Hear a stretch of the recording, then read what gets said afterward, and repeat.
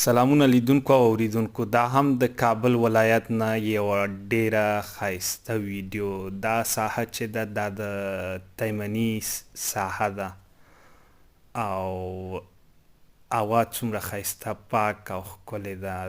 ما هم غوښتل یوه لنډه ویډیو تاسو سره د کابل جان نه شریکه کړم، دا هم د لیدو نه یې خوند واخلئ. او کابل جان څومره ښایسته سوی دی تاسو په دې ویډیو کې ګورئ. د شاوخوا ونو ته او بوټو ته، د نوې ودانیو ته تاسو وګورئ څومره ښایسته ښکاري. الله دې افغانستان او بیا کابل همداسې آباد لري سره د ټولو ولایتونو. تاسو په کوم ولایت کې یاستئ؟ که مسافر یاستئ په کومنټ کې ولیکئ څومره وخت د هیواد نه لرې یاستئ.